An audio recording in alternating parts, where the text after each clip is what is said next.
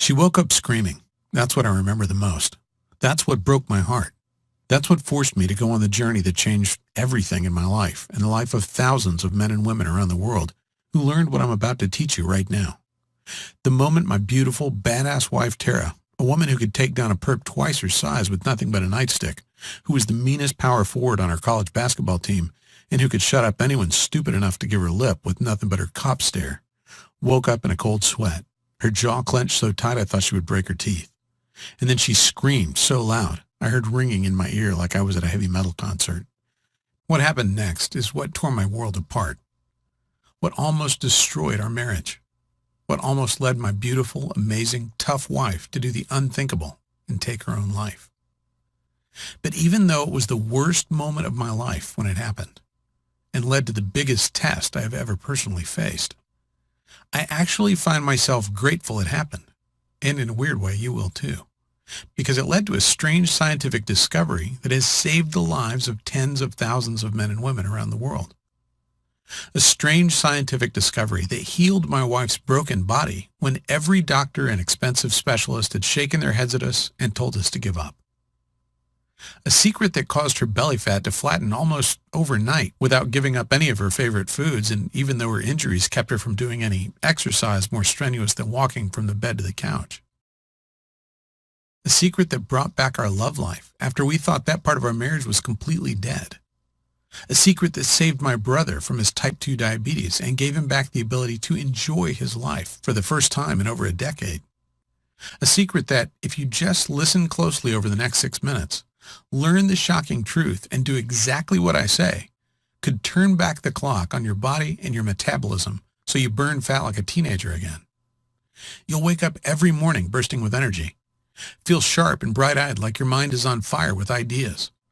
Will have you looking and feeling younger than people 20 or 30 years younger than you, while experiencing what it's like to be truly thin and healthy for the first time in your life.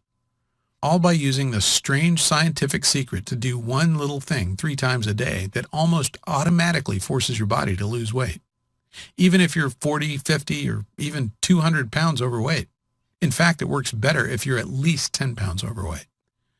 Even if you simply don't have the time to exercise, or simply don't like exercise, this strange scientific secret doesn't involve doing anything more difficult than visiting your grocery store. Even if you feel like you simply can't give up your favorite sweets and comfort foods and have failed at diet after diet before, which was definitely not your fault. No matter what, if you just follow this secret, you too can experience what it's like to look in the mirror and be proud of what you look like, to never have to worry about your weight again, to know with absolute certainty that you've done everything possible to live a long and healthy life. Oh, and by the way, whatever you're thinking the secret is right now, I promise you, you're wrong. Because the strange secret we discovered that's helping not only my wife, but thousands of men and women around the world shed pounds like a snake shedding its unwanted skin. Roll back much of the damage caused by diabetes and heart disease. And finally, make this losing weight and staying healthy thing make sense and be as easy as it's supposed to be.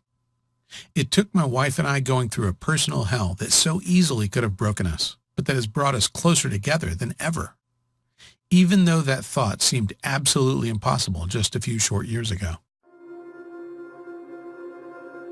Tara, baby, wake up, I said. You're okay. But she wasn't listening. She was there again, back in her squad car, watching a telephone pole rush toward her like a speeding train, bracing for impact, reliving the moment that ruined our lives, the moment that her body became her enemy, the moment I started to lose her. Don't touch me. I'm fat and disgusting, and I'm always going to be fat and disgusting. I don't want you to touch me, she yelled when I reached out to hold her, to kiss her, to show her how much I loved her no matter what she looked like. Suddenly, I felt a terrible wave of shame rush over me. She was my wife, the woman I promised to protect and take care of. And seeing her laying there in agonizing pain and frustration, I felt powerless and weak and useless in a way that I never thought possible. It took over an hour for her to calm down enough to go back to sleep. An hour of tears and self-loathing and hopelessness and grabbing hold of the belly fat she hated so much. Tara had been an athlete her whole life.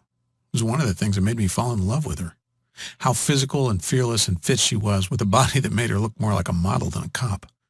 But since the accident, since the broken bones and the battered spine and the constant, terrible, crippling back pain took away every sort of activity she loved so much, everything had changed. It had been years since the crash. Years of watching the woman I loved struggle and suffer and give up hope. Years of watching her sink deeper and deeper into despair as she kept gaining weight no matter how hard she tried not to. Years of feeling so helpless as my happy, healthy wife became someone else, someone I didn't recognize, someone I'm not even sure wanted to keep living. And now, in her 40s, it's like the battle was lost. The weight just kept coming until she had 196 on her 5'11" frame. And the woman who used to face every challenge with a smile seemed to have given up. "You have to lose weight, Tara," the doctor had said in a patronizing voice, like he was explaining why being overweight was bad to a 5-year-old. Like she didn't already know. "Dangerously close to type 2 diabetes," she said with a cynical laugh on the ride home, taking the news as just one more brick in the wall of self-loathing she'd built around herself. One more piece of evidence that her life was over. Just a few days earlier, she'd been talking to our daughter about the perfect high school graduation day. Now she was joking about not even living to see it, even though it was 2 years away. That night, I lay awake for hours next to Tara, staring at the ceiling and feeling my heart constrict in my chest, imagining life without my wife. Was she right? Was this it? Was this what our life was supposed to be now? I couldn't remember the last time we'd really kissed, never mind made love. I remembered what her laugh sounded like, and I felt like I was going to cry, realizing I hadn't heard it in years. Did I really have to watch her suffer like this? I tossed and turned all night, thinking of our beautiful daughter finishing high school without a mom. But what could we do about it? We'd tried everything over the years. Everything you can do to lose weight that doesn't involve strenuous exercise. Low carb, low fat, paleo, calorie counting, not to mention all the fancy diets like Dr. Bernstein, Atkins, Weight Watchers, Herbal Magic, Jenny Craig. We spent thousands of dollars we couldn't afford on the salary of 2 cops, and nothing worked. No matter how hard we tried, no matter how much money we wasted, no matter how many nutritionists and specialists we saw, nothing worked. In fact, after every single miracle diet, she ended up weighing more than when she started. These extreme diets were putting her body into shock mode, causing her to have uncontrollable cravings that had her raiding the fridge in the middle of the night and sneaking bags of Hershey Kisses. And as the years went by, it just got worse and worse. She got bigger and bigger and sadder, and our marriage became less about love and more about seeing how long we could go without a fight. Lying there, feeling my wife's warm body curled up against me, I knew I could do one of 3 things. 1, I could ignore the thoughts and the fears swirling in my mind. I could watch what was left of the woman Terry used to be fade to be replaced by a shadow with her face. I could watch our marriage crumble to nothing as we headed for the divorce I knew was in our future if we didn't do something. 2, I could get mad and bitter, rage about how unfair it was to have so much taken from us when we had both dedicated our lives to serving and protecting others, and go on antidepressants just to get me through the day. Or I could make the choice I did, the choice to fight for my wife and our family. The choice to discover the truth about the real cause of weight gain and how to stay lean and fit in your 40s, 50s, and beyond, even if you can't or just don't want to exercise. The choice to wake up every morning knowing I had done everything in my power to help the woman I still loved so much live a life as free of pain and as healthy as humanly possible. It was 2 weeks later that the solution literally hit me in the face, and it was one of the most painful experiences of my life. I was working SWAT at the time, rushing to the most dangerous situations in the city, putting my life on the line each and every day. An armed suspect was holding hostages at the top floor of a 20-story building. My job was to lead a team as we rappelled down the side of the building in full gear and hit the guy before he knew what was happening. Well, you know what they say. No plan survives contact with the enemy. We waited for the signal and then rappelled just over the side of the building, our lives literally hanging from one single rappel line. We broke the top 3 windows with a crash and tossed 3 OC pepper spray grenades to subdue everyone inside, and placed another grenade on the deck so the suspect wouldn't come running out and try to escape, or worse yet, throw one of the hostages out, possibly killing him. Just as we were about to enter the building, a massive gust of wind blew a cloud of pepper spray right back in our faces.